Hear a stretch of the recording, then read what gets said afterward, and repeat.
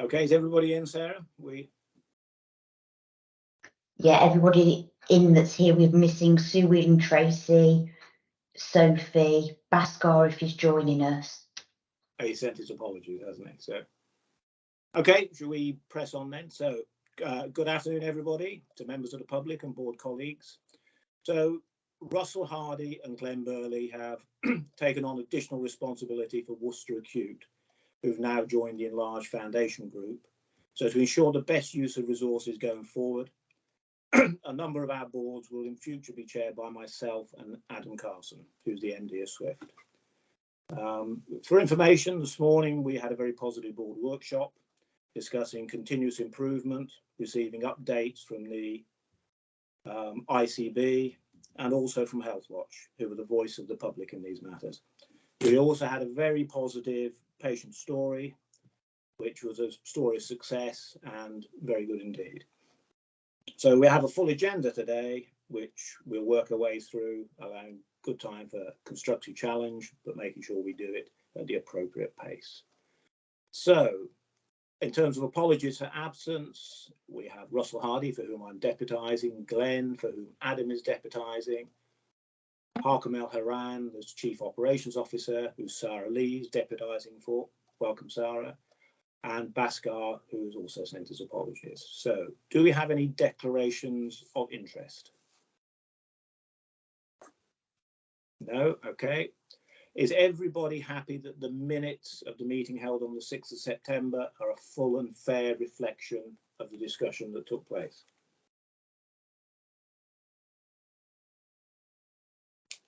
Okay, no challenges there that I can see. So we'll move on to matters arising in that case. So there are 3 actions complete relating to the maternity governance Q1 report, the Green Plan update, and protective and expanding elective capacity. So, and there are no outstanding matters arising. Is everybody happy that we've covered all the matters arising from the last meeting? Excellent.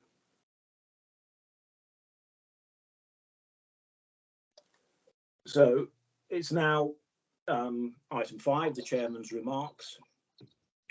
Mine are be quite short this afternoon, but it's fair to say demand remains high on our services, especially in A&E, and strike action has affected in some ways our ability to meet our key objectives. We continue to compare though favourably with other trusts, managing our way effectively around most issues. We continue to look for better ways to do things, improve productivity and drive better cost effectiveness, at the same time providing better patient care. And I hope you'll see this manifest itself as we go through the board meeting and discuss key issues. So we now move on to the calendar of board and committee meetings. Sarah, can you take that through us, that one, please? Thanks, Simon. So this sets out the proposed dates for 24-25 for the board and its committees. The committees have individually considered the dates. So this is for the board's consideration and approval. Thank you. Okay, are there any questions or observations regarding the calendar of board and board committee meetings? Okay, let's move on again. So we're now into the performance review and assurance part of the board. So on to the chief executive's report. Adam.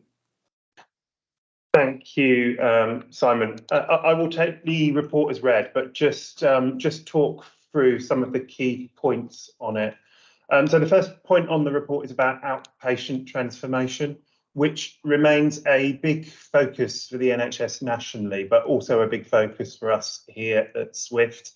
I think it's really important to note that outpatient activity currently makes up around 80% of activity on NHS waiting lists.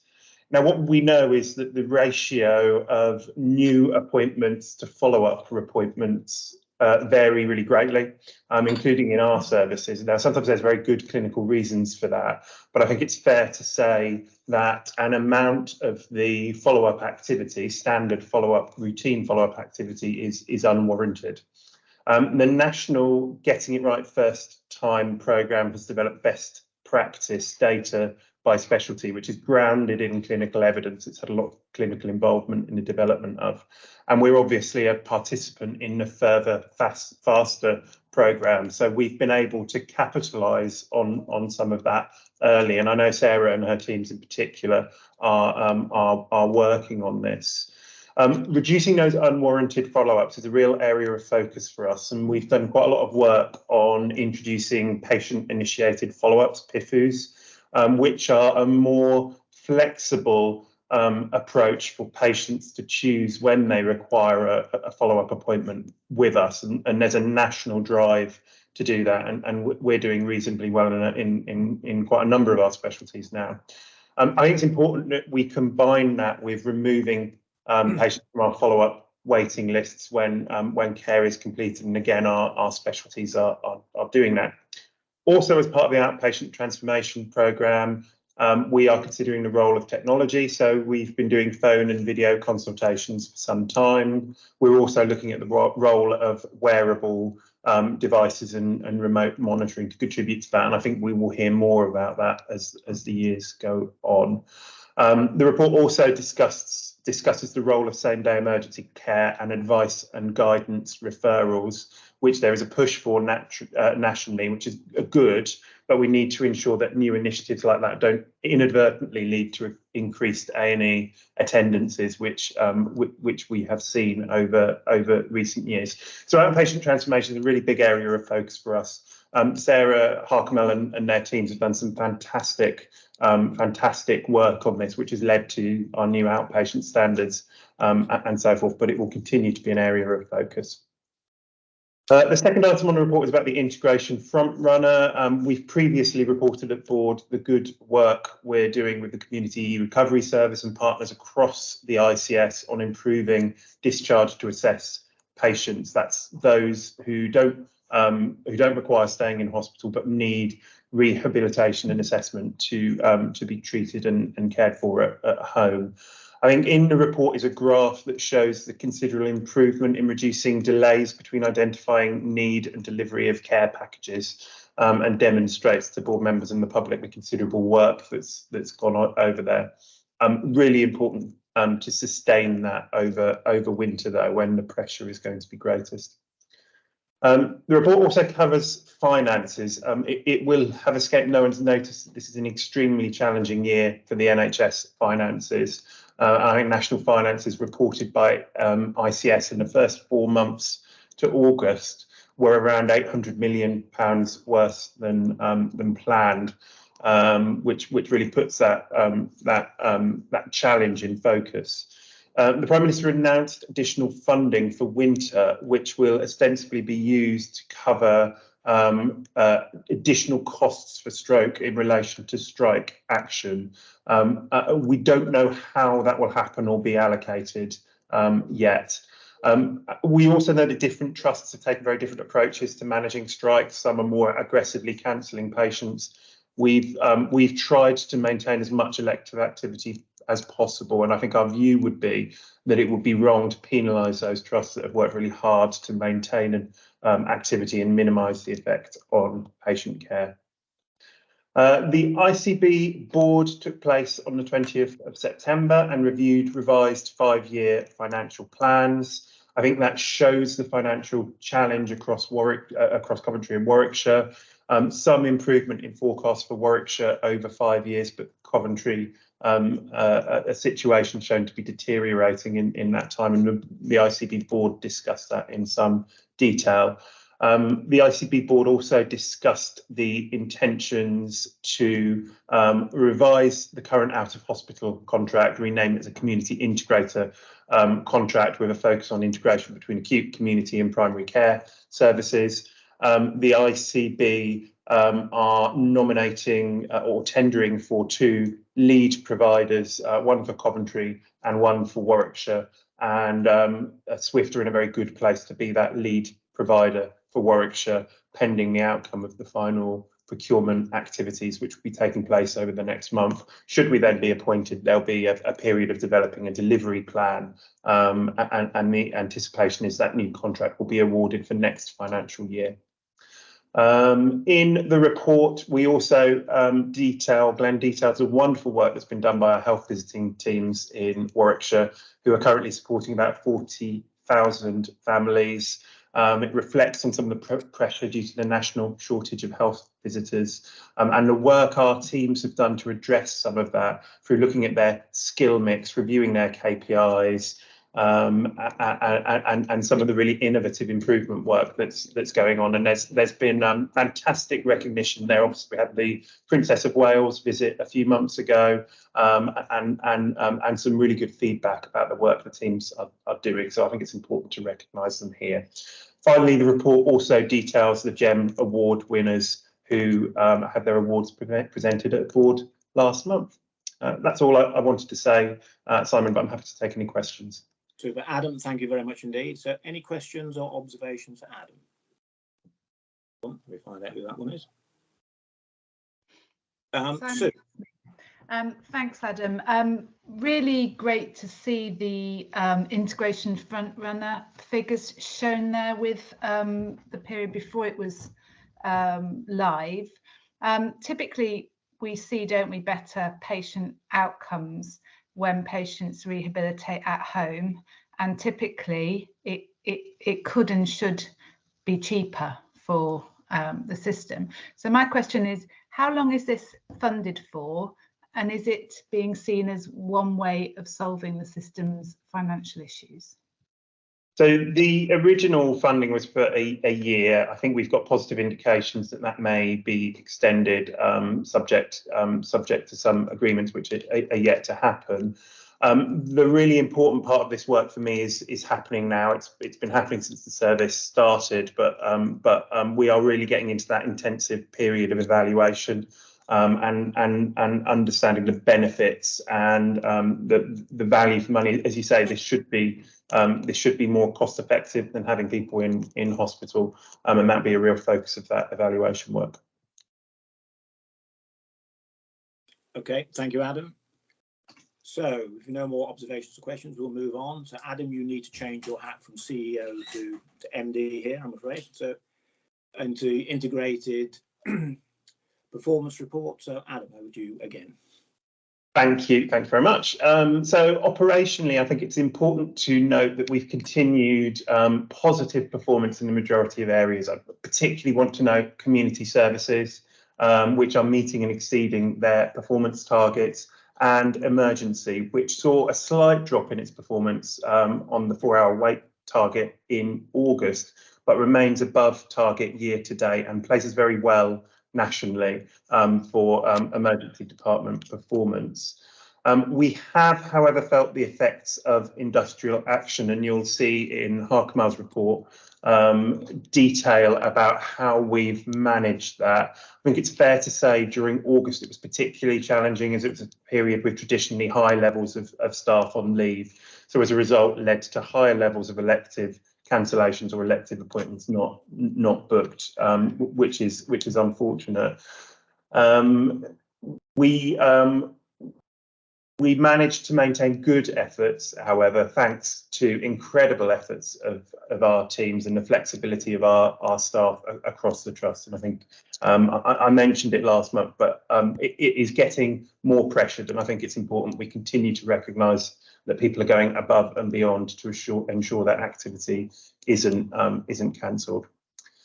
I also need to mention the record high levels of referrals in some specialties, along with what we are seeing as sustained high emergency attendance numbers. So we've discussed here in the past how May and June were very busy months for emergency attendances. September actually saw our busiest ever week for emergency performance, and we're regularly seeing more daily attendances than we were at this time last year. And clearly that will be having an effect both on our performance and on our staff. Having said that, we have agreed additional resourcing for ED as part of a business case agreed last month, which has provided some support. In terms of our quality indicators, despite the high levels of activity, the indicators have shown a reduction in harmful incidents and falls, which I think reflects some of the great work that's been completed by our teams, and particularly Fiona's teams. We've also seen a reduction in C. diff infections, which is now well below the national upper threshold and was an area of concern for us last year. Having said that, gram-negative infections are more challenging, and the quality and safety report covers that in more detail. As part of her report, Kim will discuss the financial position. In month 3, we are £3.18 million overspent on the year-to-date plan, which is clearly a concern. The impact of the strikes has played a part on that, as has slow delivery of CPIP cost improvement savings. There has been some positive progress, though. You'll see agency reduction, which has been a significant area of concern in the past. Agency costs are now at their lowest level for 2 years, and that is supported as well by low sickness and turnover in our workforce. So some positive good news there, but I think my big concerns will be the levels of demand we're seeing and the pressures that's having on the workforce, and the impact of industrial action, which we are feeling now more acutely than we were previously. Okay, Adam, thank you very much indeed. Any questions or observations for Adam? Charles? Yeah, just an observation as to really how significant the emergency pressure is, one, and two, how well the teams are dealing with it. And also a figure that I think is important, that some 20% of our attendances at ED are out of area. And ED did a little questionnaire, and people come because they have heard about the service. They're attracted by the relatively short waiting time. So, you know, we have this problem where we're dealing with excess demand for our own population, but also other populations, and yet we're still managing to achieve, you know, some of the best performance. And I think that also has taken its toll on the money because of the organizational effort to deliver it, but also you know, when work's gone up that much, it's difficult to save money. But the teams, I think, are doing a fantastic job. Yeah, well said, Charles. Thank you very much. And Ollie? Yeah, just a quick one, really. I was impressed by the reduction in sickness absence, but did note that 36% was due to stress, anxiety and depression. Given the activity you're planning next week and similar initiatives, are you going to track that against those initiatives to see if wellbeing has an impact on that? Yes, I might let Gertie answer that question if that's all right, as our Chief People Officer.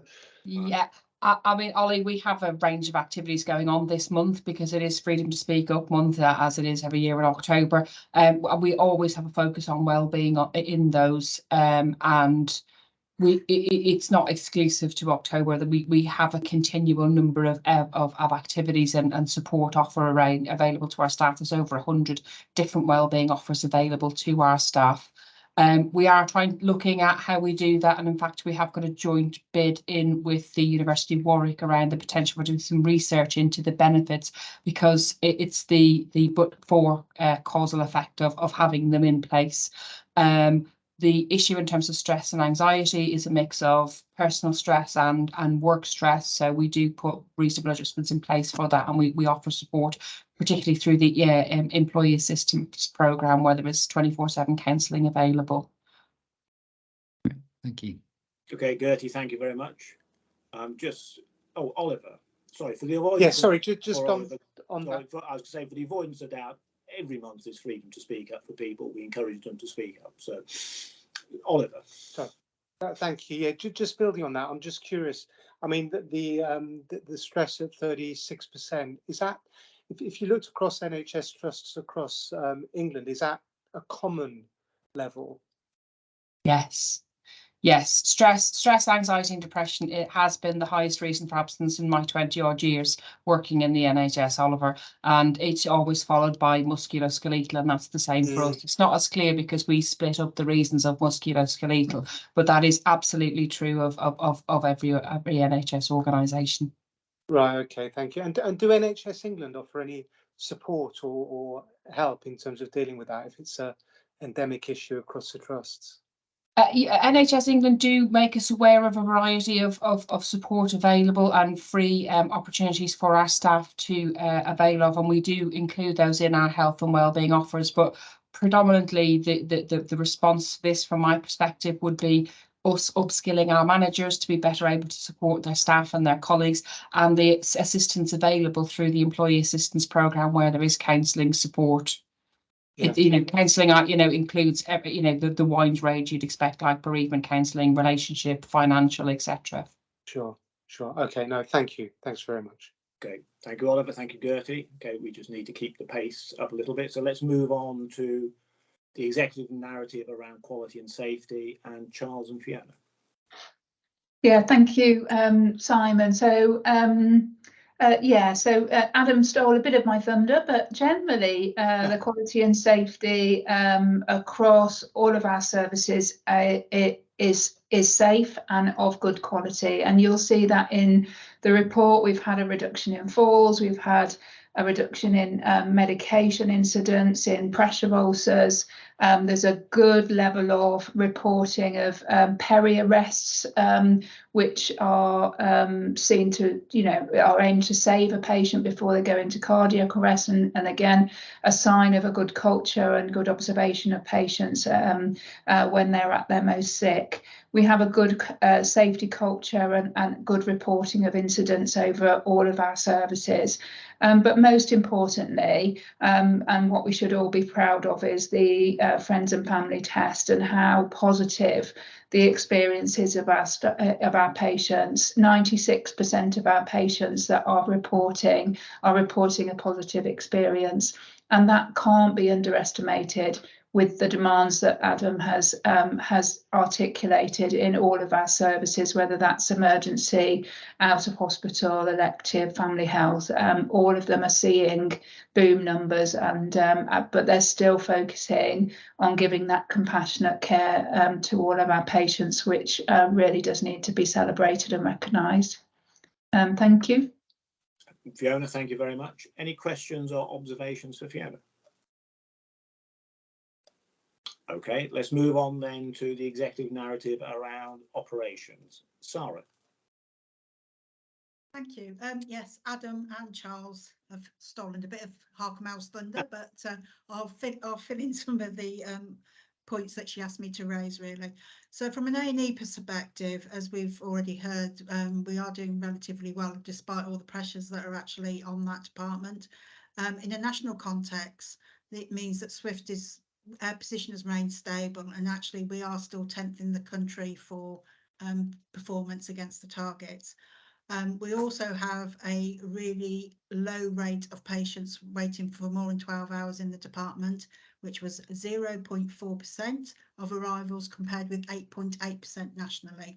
So despite all the pressures on the department, they are still delivering good care for our patients. Yeah, excellent. The elective side of it, which is my little baby and very close to my heart. Elective work in August was significant. SWFT delivered 123% of admitted, so that's your outpatient, that's your surgery theatres, and 105% of elective outpatient activity compared with where we were in 2019. Referral to treatment is still not where we would like it to be. It's down at 63%, but actually nationally we're not something to be concerned of there. Some of our departments are doing really well. So rheumatology, dermatology, gastro, and trauma and orthopaedics are performing very well compared with that standard. We are working to eliminate 65-week waits. We did very well at eliminating the 104 and 78 weeks. So we are working towards 65 weeks by the end of the financial year, so the end of March. We are also working really hard to actually go beyond that and get down to below 52 weeks in that same time period. So currently there are 970 patients over 52 weeks. and we are working to reduce that as quickly as we can, and we've certainly got lots of plans in place to get those down. Diagnostic performance did drop. Most of the delays around there are non-obstetric ultrasound, and some of that again is related to the actual sheer demand, and just making sure that we've got enough capacity to do that. But again, we are working hard to improve that. Cancer performance against 62-day standard does remain a bit variable, with August seeing us deliver 67.8%. Against the 28-day faster diagnosis standard, which is 75%, we're not quite there yet. We hit 73% in August, and September looks like it'll be 74%. So we're slightly below the national standard, but we're actually we're ahead of our trajectory to meet that. So we're confident that we'll be hitting that by that standard by the end of March. And then moving on to, we had 241 babies delivered, which was actually a decrease from July, a decrease from July. So C-sections, 22% were emergency and 22% were elective. And obviously, Adam's already spoken about the out-of-hospital performance, which remains really strong.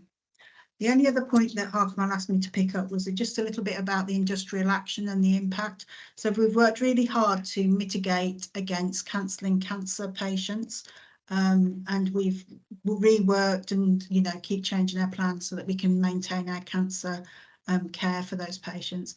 But obviously that does have an impact on some of our other patients that are waiting for more routine surgery. We are doing everything we can. I want to assure people we are doing everything we can, but obviously it is getting more and more difficult every time we go through another period of strike. So, but the teams are great. We're getting support, and certainly, you know, from everywhere, from the clinical teams right through to the admin teams. So, you know, we are doing what we can, and that's it really. Sarah, thank you very much indeed. So any observations or questions for Sarah? Pranjit. Well, thank you very much, Sarah. It's really your last point you mentioned about industrial action and the impact. You know, there have been reports, particularly on caesarean sections, elective caesarean sections, where they've been rescheduled at other trusts. Has this happened in our trust at all? With some of the first rounds of the industrial action, we did sort of displace and move things, but actually in the last round and this round, we've actually managed to maintain our elective C-sections as well, and that is just down to the commitment of all the teams really. So obviously we recognise that if you don't do an elective C-section, it could turn into an emergency one, and that's not good for mum or baby. So actually we have maintained our elective C-sections through the last 2 rounds of strikes, and we still are this week. So, and we would plan to do that if there are future rounds. Sure. I think you should shout about this great achievement, because it is not a, you know, what I've heard other trusts not being able to maintain that. Yeah. Well, as I say, we recognise that as I say, they can turn into emergencies, so we want to prevent that. So that's why we work towards that. Thank you. Thank you, Pramjit. Thank you, Sarah. Next question is from Sue. Yeah, not a question actually, Sarah. Just wanted to pass on a perspective and thanks to all the team, because every member of staff I speak to is showing such flexibility and dynamism in the face of all the demands and the pressures due to the exceptional week and months that we're having. So I just want to say thank you. I'm aware that cancer performance and particularly access to oncologists remains an issue that's being addressed across the system and across the group. So I just wanted to say thank you for the figures. I know you're doing the best you can. Thank you. Okay, thank you, Sue. And finally, Richard. Yeah, I was going to say the same. You know, thank you for the team for organising it. But there is a knock-on cost which you need to ignore. But when we come to the wrap up, if you're reallocating work, when we unravel it, we've probably been out of income, or we're having to incur more staff costs going forward. So there's some hidden costs from doing all the successful work you're doing, nothing to do with you, but when we come to wrap up and count it up, I think there's a knock-on effect. So, but well done. Okay, Richard, thank you very much. Okay, and thank you, Sarah. So shall we press on and move on to the workforce executive narrative and Gertie? Thank you, Simon. What left to say, have you? I was going to say, well, I'll take the report as read, and I'll just pull out a few very brief things, and then if I might take a little bit of leeway and promote a few. So really great to see the improvement in the KPIs, really reflecting the work the team is doing, in particularly with divisional colleagues around reducing sickness and supporting our colleagues who were absent. Also really fab to see that we're still continuing to make those improvements in recruitment. And I think what's most important to give board colleagues and members of the public assurance is that that's actually being felt on the ground, and we are starting to get feedback through various routes, whether it's our nursing colleagues or our governor colleagues giving us great feedback around that. So I think that's really helpful. As I've said, sickness remains below target, but I'm really mindful that we are going into winter and we are already seeing increased numbers of COVID. And I would take this opportunity to promote for our staff and members of the public that they get themselves vaccinated for both flu and COVID. It is the single most effective way of keeping yourself safe, your family, your loved ones safe, and your colleagues safe. We do have oversight through the finance performance executive of a number of the HR KPIs, so I won't pick them up in detail. Very good to see that turnover is continuing to reduce, and Fiona and her team are working really proactively with the clinical retention group, so it's great to see that that's starting to come to fruition. The only final two things I'll end with is that it is Freedom to Speak Up month. As Simon absolutely says, speaking up is every day of the week, 365, but this is the month where we particularly celebrated. Sue and Deepa, who aren't here today, have worked tirelessly since the spring to make the arrangements for this month, and I'd encourage colleagues, if they can, to attend all or part of the Speak Up conference next Tuesday. And my final bit, I'll refer to the background I have here. We are going through the staff survey at the moment. Everybody's voice really matters. The feedback that comes through from the staff survey absolutely makes a difference and helps us to improve the organisation. So I would ask that colleagues complete their staff survey. That's me done. I'm happy to take any questions, Simon. Gertie, thank you very much indeed. I can see one's here already from Phil. Phil, over to you. Thanks, Gertie. You're right. There is loads of data, loads of insights, and the KPIs are working. The one I can't find, I might be blind, but I could calculate, was how many vacancies have we got in the trust at the moment? And then can we include that number in the new dashboard on the latter pages so we can start to see it in context and see the gaps?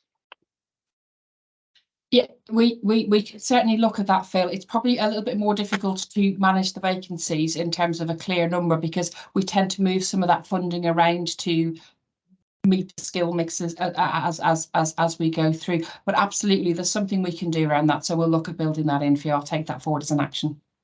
Gertie, thank you. Thank you, Phil. And Sue. Yeah, just a little bit of translation, Gertie, for members of the public. EDS 22 and colleagues, what is it? And when will the board next see the equalities work? Gosh, I thought I'd gotten through without getting caught by acronyms. So equality delivery system is an equality system, a mechanism that we've used nationally within the NHS to assess and gap analyse ourselves from our equality, diversity and inclusion perspective. It's been updated and relaunched. It was EDS, then it became EDS2. It's now EDS22, and there are a number of domains that we are going through. So we're focusing on 3 domains initially, and that's access to care, health and wellbeing for staff, and inclusive leadership. We will have a gap analysis and have assessed ourselves and published that by the end of the financial year. So I would expect us to be taking something into board workshop in the new calendar year around that. Okay, Gertie, thank you very much for that. So let's press on and talk about the finances, the executive narrative around financial performance. Kim. Thank you, Chair. So Adam gave a brief highlight as to where we stand. So for the trust, we're reporting a 3.3 figure now. Sorry, an overspend at the moment of £3.18 million against a break-even plan. It's obviously very challenged at the moment. In terms of the context, I think in Glenn's report he referred to all the ICSs for the same period reporting a deficit actually of around the £800 million mark. The Coventry and Warwickshire system is reporting a deficit of £17.3 million. So so I just wanted to highlight that so that you've got some context really around our figures. One of the key things to note is our CIP programme, which is the £14.5 million efficiency target that we set ourselves, is phased in equal 12ths, which means that we expect to have 12th of that saved each month as we progress the year, whereas the other organisations with the system actually have a phasing which is back-ended. So therefore the year-to-date position is probably not reflective of where they potentially could be by the end of the financial year. So again, I just thought it was useful really just to put that context out there. Having said that, we have identified at the time of writing this board paper £13.6 million of the £14.5 million CIP target that we set ourselves. But board members will be aware within that there are some schemes that are quite risky, and they're probably more on the optimistic side if we can deliver that. Having said that, we are continuing to work with the divisions to not just identify but to actually deliver those schemes. We talked at workshop around our continuous improvement journey and how we need time and space and engagement, and that clearly is a challenge given the operational pressures that we're also dealing with. One of the successes really, I think, in terms of driving down our costs and our run rate is around agency expenditure. We have seen some real improvement in terms of the reduction of spend in our nurse agency in particular, and that's really credit to the fact that that is led really clinically really by our nursing teams. So I wanted to thank them for that support on that work, and again that really demonstrates why we need that engagement to really make a difference. So that's really a positive. The challenge is whether or not we can continue to do that as we head into winter. Strike expenditure, I think Richard Colley alluded to as well. We are still trying to capture really the true costs that we have incurred on the back of strike action, because not only is it a case of what costs we've incurred for covering, if we're allowed to incur the cost of covering, because there are funny rules about that as well. There's also the cost of cancelled work and the lost income, but there's also the fact that in part of our planning, when we reschedule, that's also lost activity, and on top of that, when we actually rebook it, potentially it's at premium. So there's a piece of work ongoing at the minute to truly capture the cost that the organisation has incurred on the back of the industrial action as well.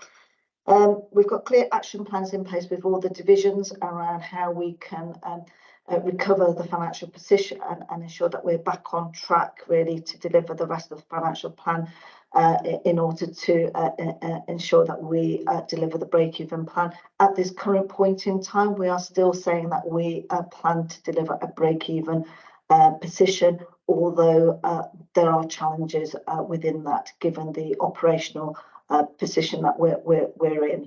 But I think I just wanted to highlight that plans are in place, and we monitor the delivery of those action plans through our finance and performance executive. Thank you, Simon. Kim, thank you very much indeed. Any questions or observations for Kim? Okay, thank you. Oh, there's one. Richard. Yeah, just thank you, Kim, for that. We've had a couple of discussions at audit committee, and I think there's a whole system issue. And Adam mentioned, was it 800 or 900 million, behind already on the system. So when we get around to January, February, March, everybody's going to be trying to hold on to their cash. So there's not going to be much favouritism to anybody trying to get money from outside our area. We've got, you know, if you've got sort of the extra people coming from Solihull and elsewhere, there's not going to be much sympathy around next year, so it'll be tough out there. Okay, thank you, Richard. Okay, shall we move on then to item 7.3 on the agenda, the Let Be Assurance Report? Fiona and Charles. Yeah, thank you. I'll start off, and Charles and potentially Gertie may want to add some detail in here, because you'll see from the report, this is a summary of our processes and governance procedures around clinical governance, mortality, but also professional conduct, and freedom to speak up as well, which was a factor in what we know of the Let Be case. And I'm stressing that because at this current position, we don't know all the facts. We know what the media has fed us, and we know what we've been told in terms of our intelligence collaboration between our maternity services, but we don't know it all, and we won't know until the end of the public inquiry. So I think it's and that brings me to one of the recommendations in terms of this review will need to be done again when we do know all those facts. I should have started off, Mike Wells has got the best eyes amongst us, because he's noted an error in my report where on the maternity CNST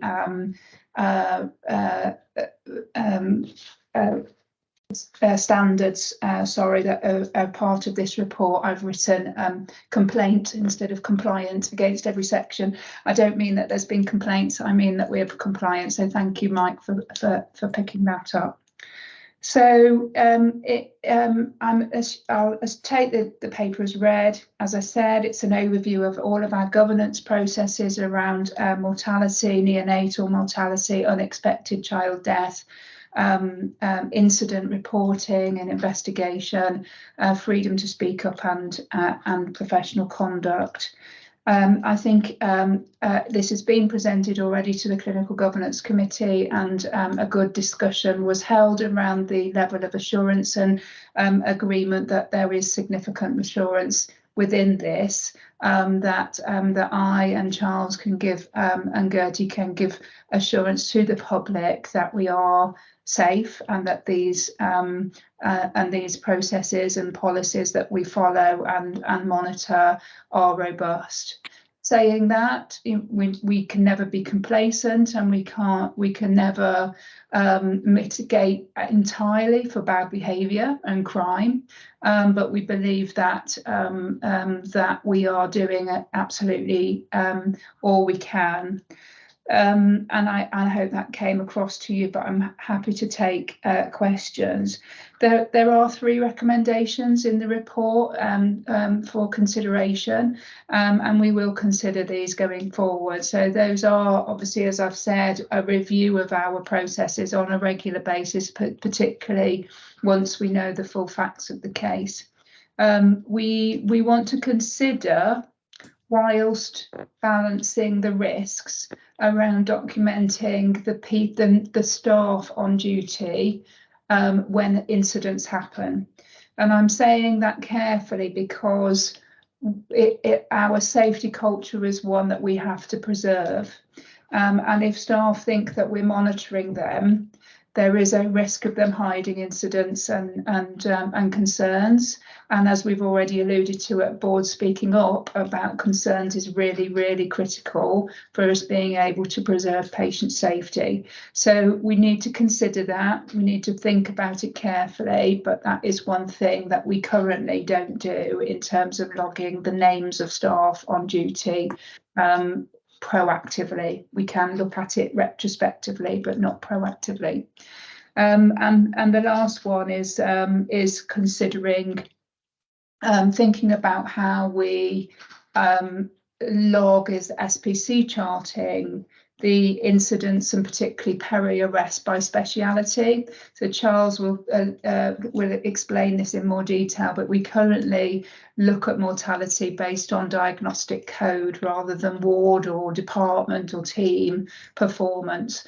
And so we could do that, and that was something that was critical in the Letby case in terms of identifying a difference in trend very early on. But happy to take questions, and I can see my colleagues want to step in too. Fiona, thank you very much. I'll go to Charles first, then to Gertie, and then to Adam. So Charles. Yeah, I think I'd like to echo what Fiona said, that we haven't seen a report on the Letby incidents, and this is a very broad set of assurance, really asking the question, would we detect and deal with a homicidal member of staff? You know, I think there's a lot of assurance there.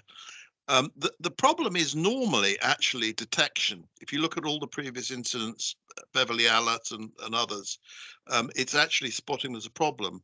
And paradoxically, in the Letby case, the clinical director for neonatology had spotted the problem and come to a conclusion from the rota patterns as to who might be responsible within 4 weeks of the crop of deaths.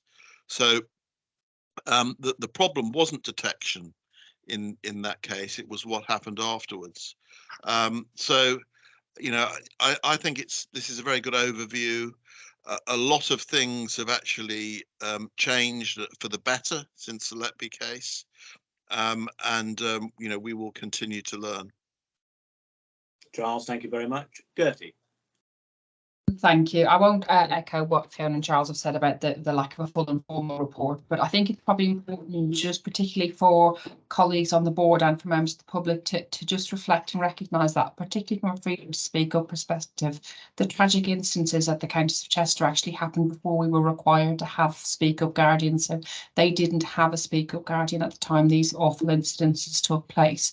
I think there's a great deal of assurance that we can take from the presence of the Speak Up Guardian, and particularly the levels of access Sue has across the organisation. So Sue meets monthly with myself. She also meets monthly with myself, Adam as Managing Director, and Glenn as Chief Executive. So has an opportunity to escalate if there are any significant concerns to the highest levels of the organisation. And we meet quarterly, myself and Sue, with Sue Whelan-Tracy, who's our designated NED responsible for Freedom to Speak Up. So again, there is an opportunity for Sue to escalate to Sue as our non-executive if she feels that we aren't progressing or acting on speak up concerns. So I think there's some really robust processes in place that I would want to assure the public of. There will absolutely be more learning for us as we do receive more information about this awful case, and we will come back with more information on that. But thank you, Chair. Thank you, Gertie. So Adam, and then David Spraggett, and then we'll move on. Thank you for the report, Fiona. It's a good report that outlines the measures we've got in place. And I guess I wanted to say two things. I mean, firstly, since doing this job, I've been very encouraged by the speak up culture we've got in the organisation and the willingness of people to share their concerns at all levels of the organisation, to me and to Sue and to others. And I think Sue is fantastic at the job she does as Freedom to Speak Up Guardian, and the way she acts as that intermediary between executives and those raising concerns. Secondly, I just wanted to mention the wider impact of Letby, because this has had a profound effect on our staff. It has led to a number of questions and concerns from members of the public, which they naturally ask to our staff. And I wanted to assure board colleagues that we have been providing support to our staff on an ongoing basis to be able to answer and resolve those questions. But it's important to note that profound impact. Adam, thank you very much. And finally, David Spraggett. Yeah, I mean, I think I ought to just emphasise, as clinical governance chair, the discussion that we had at the clinical governance meeting. It did actually include quite extensive discussion about how the culture, an open culture that we've got at SWFT, actually should alleviate some of the concerns that I'm sure will be raised by the LEPI inquiry. As Charles has said, the problem, I mean, this paper actually details quite clearly that we've got a system in place to identify a miscreant. But actually, it's far more important that we need to accept that we also have an open culture that would then allow us to do something about it. And I think that there's one thing having a freedom to speak up guardian, it's another one listening to them. And I think I'm pretty darn confident that at SWFT we listen. And so I think that's a key difference between us and the County of Chester. David, thank you very much. I didn't curtail that conversation because I think that was a very important topic for us to debate, and it's particularly current. But we must move on, and we must be conscious of the time going forward. So we move on to item 7.4, Board Effectiveness Annual Review. Sarah. Thanks, Simon. So this paper just overviews, it outlines the progress against the improvement areas that were identified as part of the external board effectiveness review that took place last year. There's just one area that's still outstanding, and this is around reducing the length of the board pack. There's a lot of work taking place to do that. And one area in particular is around annual reports that are considered at committees, that therefore then just a summary comes forward to the board. So the reports for information, and happy to take any questions. Thank you. Okay, thank you, Sarah. Any questions or observations for Sarah? Okay, thank you very much. So we'll move on then to the capital programme quarterly update. Sophie. Thank you. Just a couple of things to draw people's attention to. So we are midway through the year now. So we have reviewed where we are with the current programme. We are predicting an overspend on the capital programme. That's approximately about 2 million at the moment. We're looking at mitigations, value engineering of our projects and programmes in place, and looking at how we can manage the programme. We do this throughout the year anyway, but this is an appropriate time to do it when we're seeing that overspend on the elective hub project. Papers and decisions will come back through board and management board as we work through that over the next few weeks. But to mitigate that, within the paper, it does talk about applying for additional funding and looking at how we can reprioritise. Just wanted to draw attention to some of the smaller projects. We sometimes as board, we can spend a lot of time on our big ones, but actually we've done some really significant projects for our teams and patients and their families. So the work on McGregor Ward is now complete, and the board will remember we've had lots of board workshops around the environment and the need for the environment to be different to accommodate the patients and the families, the children and the families that are coming through that area. So that will officially open towards the end of this year, and we'll keep everyone updated. And the other one is on Victoria Awards. So I'm sure Fiona would join me in sort of commending. That was one of our ward areas that really needed some refurbishment. We're not there, but it is a testament to the organisation, operationally, clinically, everyone pulling together. So we've been able to get in closed beds so that we can refurb ahead of winter and to provide a much better environment for people. So that's another success, but much smaller scale. And then finally, just to touch on Ellen Badger. So it feels like a project that has been hit with a lot of delays. I just wanted to be really clear at board. It has had a delay recently, and that was to do with when we've dug down, we've realised, I'm going to explain it in simple terms. We have got the cables for the whole of Shipston, and they weren't dug down deep enough when they were put in. So there's some remedial works that National Grid are having to do now because the work wasn't done to the appropriate levels in the first place. That has caused us a delay that is completely out of our control. We'll of course try and mitigate that, but there's different dates within the paper, because Mike's been eagle-eyed on my paper as well. The most up to date is the one that's in the exec summary, so we're looking at October. More importantly on Ellen Badger though, that's just the building. We've now got 12 months to work with our partners to agree how that new health and wellbeing hub will operate. And that operational model is the really important key element of this. And we continue to work with the GP practice as well around the vacant space that is potentially available for them to operate from. I'm happy to take any questions. Sophie, thank you very much. Any questions or observations for Sophie? Adam. Yeah, I just want to commend the work of Sophie and the Capital and Estates teams, because this is one of our most ambitious capital programmes ever, knocking down and rebuilding a section in the heart of the hospital site at Warwick is disruptive for our patients and staff, but very necessary. And I think Sophie's teams are managing an incredibly complex programme, not just with that, but with all of the other work going on. So I think members of the public need to bear with us if there's some disruption, particularly around the sites. But I just wanted to note the hard work going into managing that programme. Thank you, Adam. Any more questions or observations? Right, then we'll move on to item 7.6, excelled in everything. Adam. Thank you very much. I will take the report as read, but just want to highlight a few items. So firstly, I want to acknowledge the great progress that's been going on, and it was kicked off by Sarah Moppet, who started her new job in Burnley this week. And through the programme, we have identified significant budget reduction targets. Kim touched on that in her report earlier. But also the report goes into detail some of the cost avoidance measures that we've identified for the first time. At the last Excel in Everything programme board, a piece of work was done reviewing benchmarking data to really help identify other potential opportunities. We also have held 2 workshop sessions involving Helen Bevan, who came to speak at them, which were great and highly rated by our staff. The workshops focused on lean methodologies and ideas generation, and I think will be really helpful, not only for other additional schemes for this year's programme, but really schemes for next year's programme and beyond as well, helping make sure we're a bit longer term in our thinking about savings.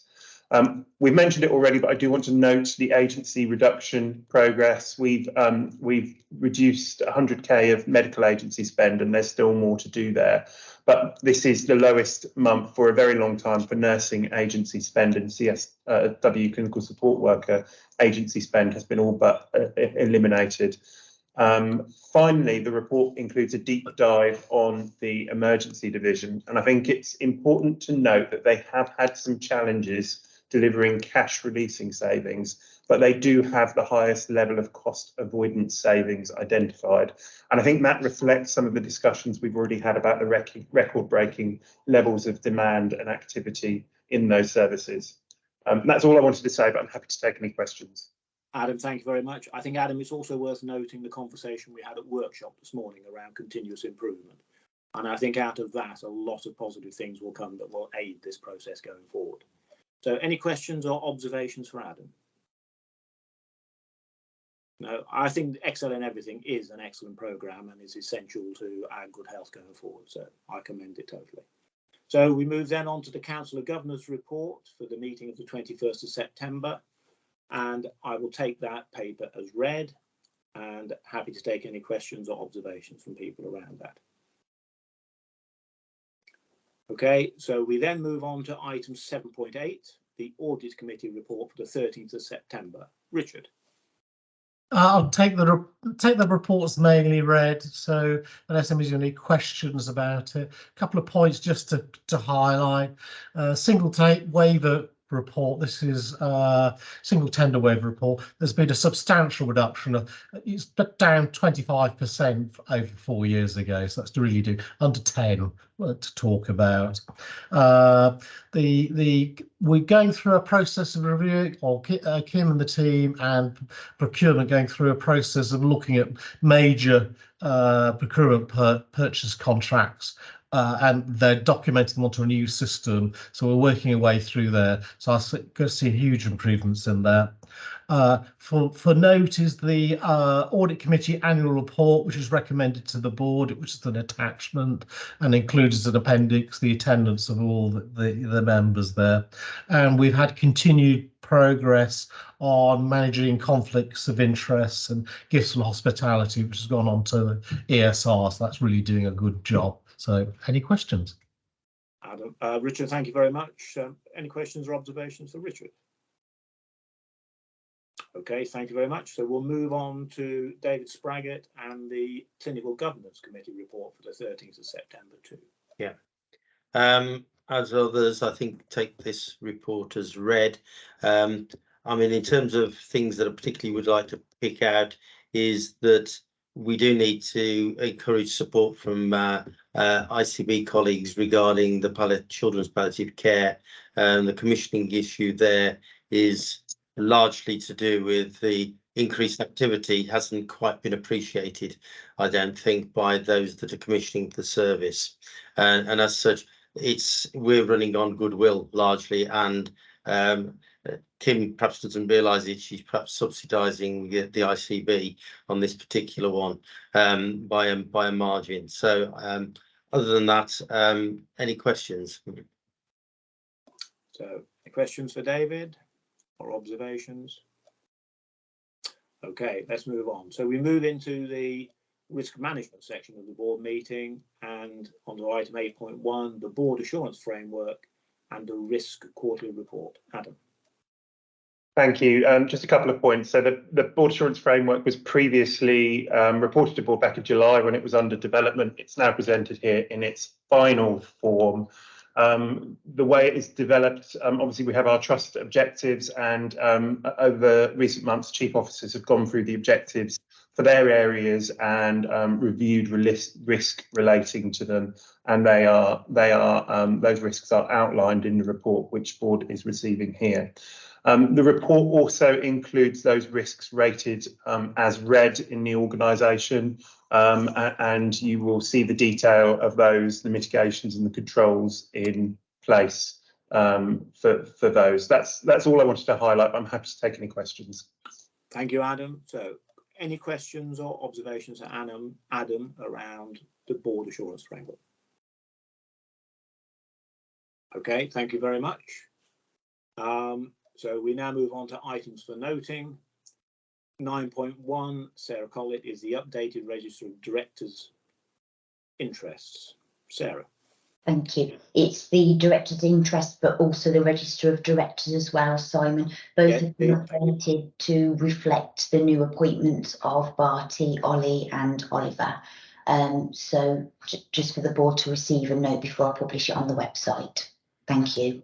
Sarah, thank you very much. So formally welcome to our 3 new associate non-executive directors who've been here all day, joining in the board meeting for the first time.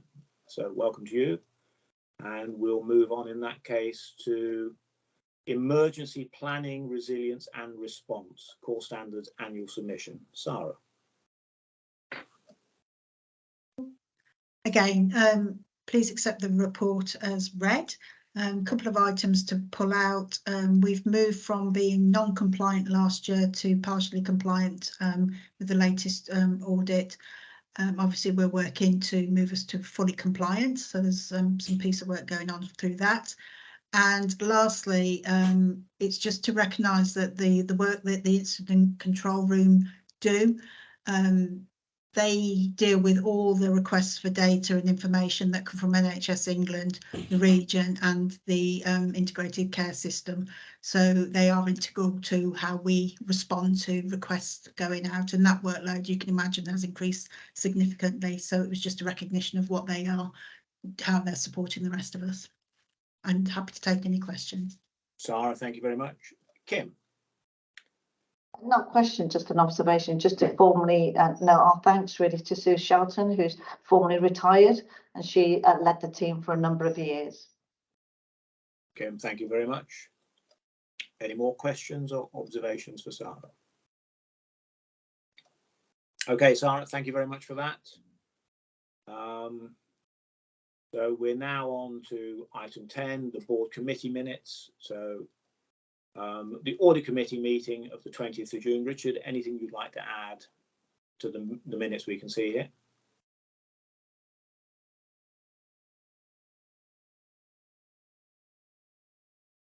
We'll come back to that in a second. David, the clinical governance meeting of the 9th of August. Anything you'd like to add? No, nothing I'd like to add. Okay, any questions for David? Okay, I'll just, in case Richard's having trouble talking to us, I'll just check once more. Audit committee, Richard, anything to observe around the minutes or any questions regarding the minutes? Okay, we'll press on in that case and we'll move on to any other business. So any other business?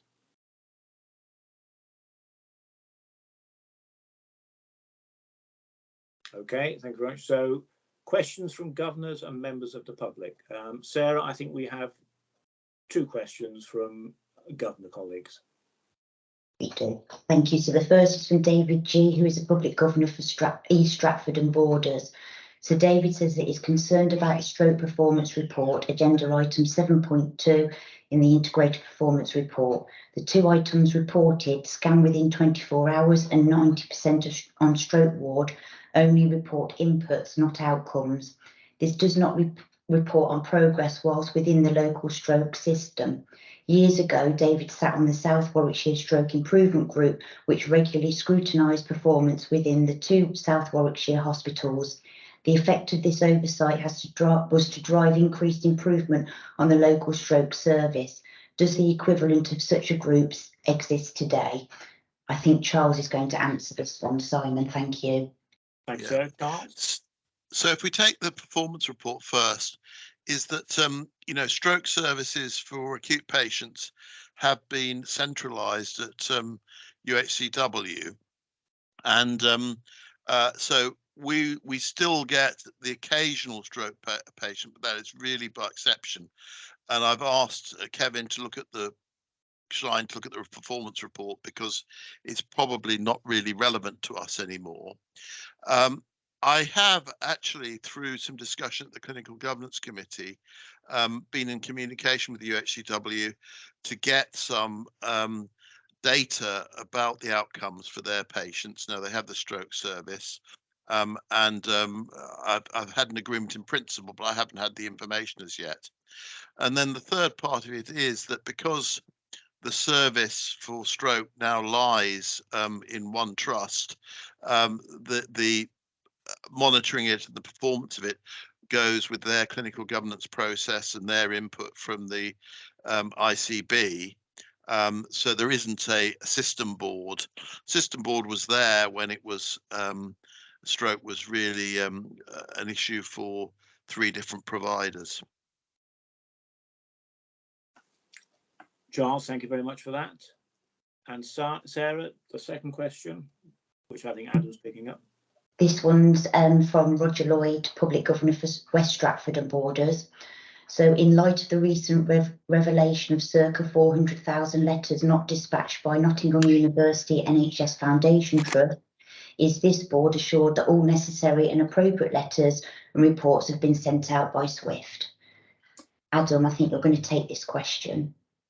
Yes, so the majority of our letters are sent out electronically with a third-party partner. That gives us an early warning, if you like, if letters are sent, and if any letters aren't sent for any reason. We have tested those processes in the last year, actually, and assured that letters are being sent. We also obviously have the patient portal, which is sending the majority of our letters. And texting patients when letters are sent. I think there is important learning in this point for when we implement our new EPR system over the coming years, and indeed the EPR system we are likely to implement is similar to the one used in the Northeast. So we will be able to take learning from the challenges they've experienced and ensure that the same doesn't happen here when we implement the new system. Adam, thank you very much indeed for that. So I think that then concludes the public part of our board meeting. Thank you to my board colleagues and to members of the public and governors for attending the meeting. And then we'll now close this meeting and move on to the confidential meeting. So can I suggest, colleagues, that we have a 10-minute comfort break and come back at 3:20 for the confidential meeting? Okay, thank you very much.